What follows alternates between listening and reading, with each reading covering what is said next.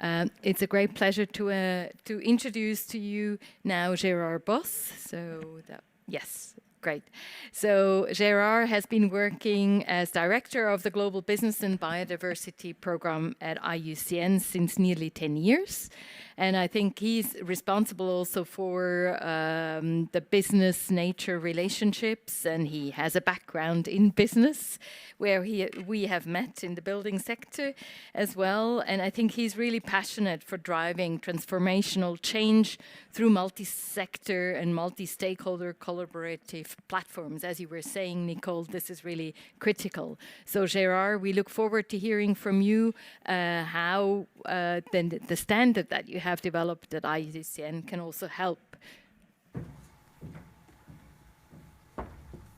Thank you very much, Barbara. Thank you also, André, Stuart, and Nicole for the great introductions earlier today. I'm wearing two hats. I've got the IUCN hat that was just described to you by Barbara, but the other hat I have is also being part of an EU-funded campaign called We Value Nature. They're also supporting this event.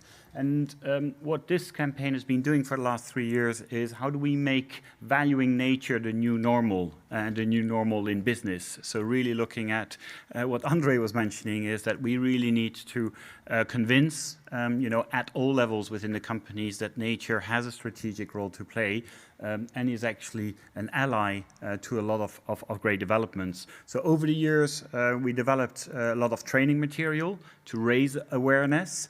And then what we also did is one specific tool, which is the Natural Capital Journey, which is a mountain infographic demonstrating that going up the mountain is not that easy. And here, being based in Switzerland and close to the Alps and having the snow coming down, is a good image there. And sometimes there are all these blockages and these barriers that you have to overcome.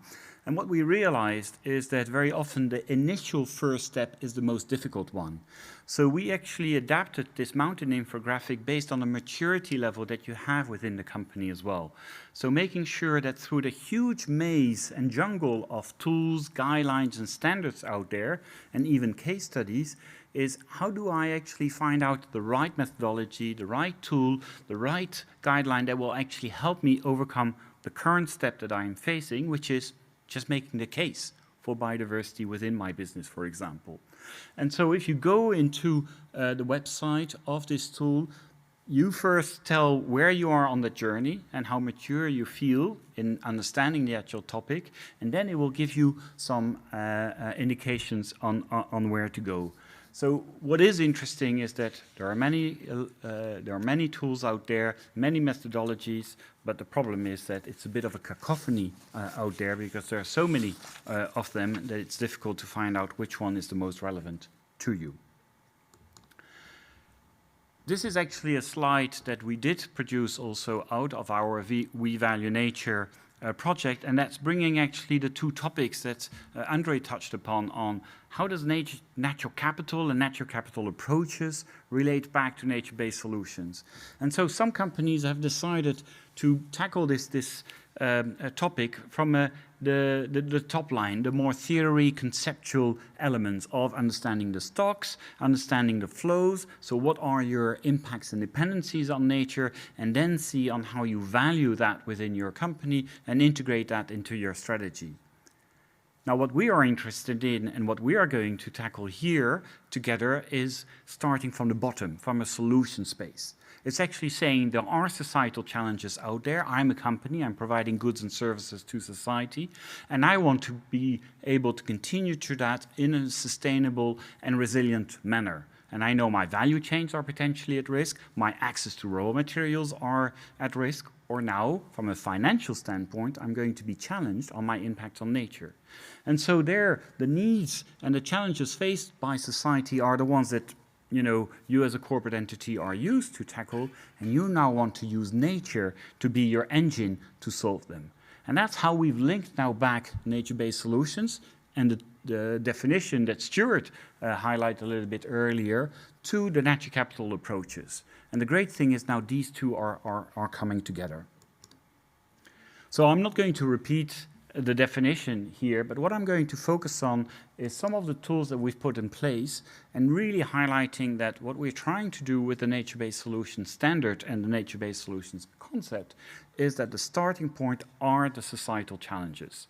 And this is why we've divided this afternoon sessions on identifying specific challenges.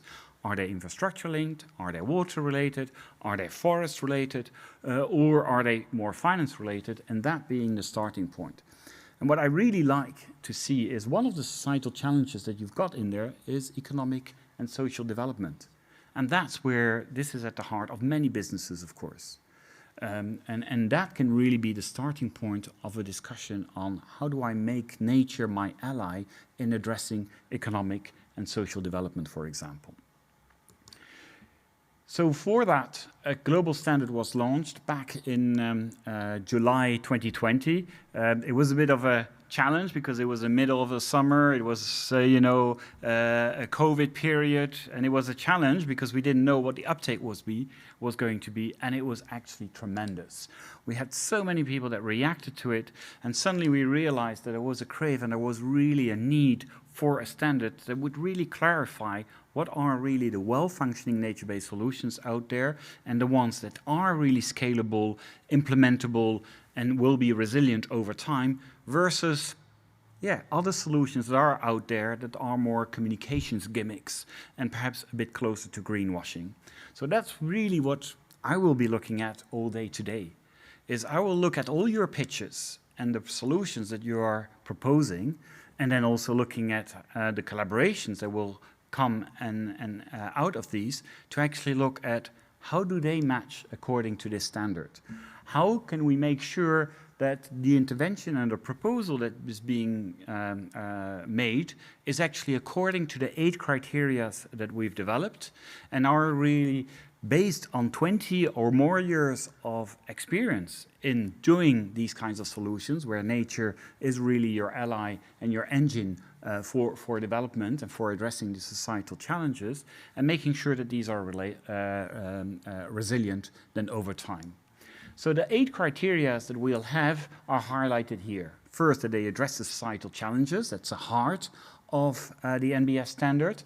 Second, that they are actually being designed at scale. That means that you're looking at the surroundings of your solutions and not looking at in isolation at your operation or what you're doing there. Again, that will foster collaboration and making sure that all stakeholders are being involved. Making sure that in the end, there is a delivery of biodiversity net gain. Because again, we want to marry the fact that you are addressing a societal challenge, but on the other hand, we want to make sure that nature thrives out of that. The economic feasibility, which was interesting, is when we developed the standard first time, economic feasibility was not highlighted as a key item because we hadn't consulted enough with the economic actors. And we then really identified this needs to be core and really addressed.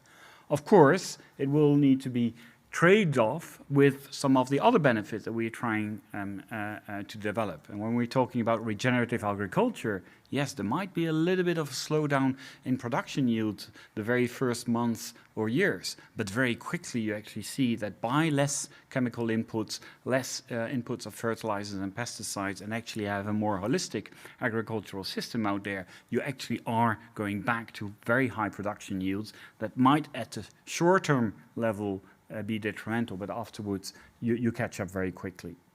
Inclusive governance becomes extremely important, and I'm glad Nicole highlighted some of the elements linked to indigenous people, the local knowledge, because all these nature-based solutions are very locally ingrained, and how do we make sure that we don't lose, but actually capitalize and leverage on all the knowledge that there is out there. Adaptive management, again, let's learn from nature. Nature adapts. Nature will adapt to climate change. Nature will make sure that the species that are not, that contributing to the overall ecosystem will disappear and will be replaced to others. So there's a lot to learn from nature, and that's the drama of the biodiversity loss that we have at the moment, because every single species, every single ecosystem that we're losing is actually knowledge that is not accessible to us anymore. And that's back for the urgency on why we have to act now and not wait for the perfect system or the perfect metrics or indicators to be set up.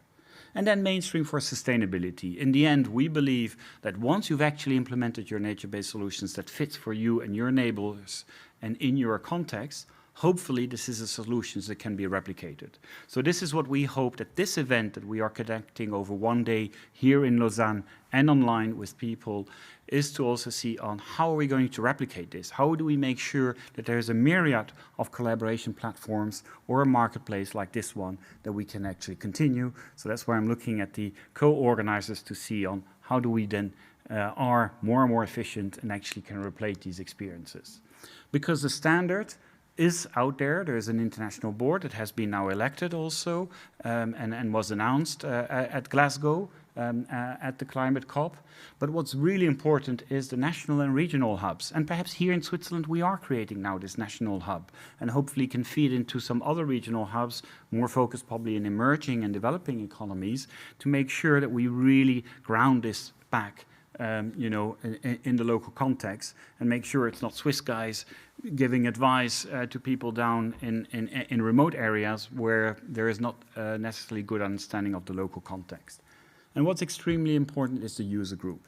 So the other tool that we are developing beyond the self-assessment tool of the standard is an NBS web platform, which allows for these users, the ones that are implementing projects or the ones that want to finance projects or experts that want to contribute to new nature-based solutions, actually can come together and exchange so that we can really accelerate, have the use of technology, accompanying all those that can't travel or can't move, but actually find the right information to scale up their efforts, because that's all what we are hoping and trying to do today.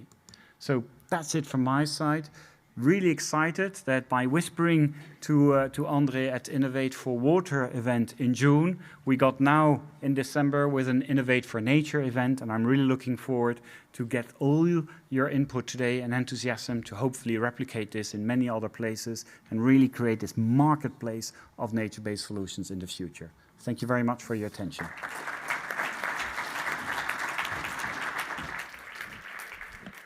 Thank you very much, Gerard, for explaining us also this nature-based solution standard and how we can make sure that all the nature-based solutions are really net positive. I think that's really critical and important. So I think we can look at the next slides. Yes, so if you have questions, specifically the ones online, you can raise your questions with menti.com. You see the code, or you can just also kind of take a picture of the QR code. Certainly you can do this as well here in the room. In the room we have also some post-its the traditional way in case you want to use them. You could then also raise your questions there and just put the post-its on the wall.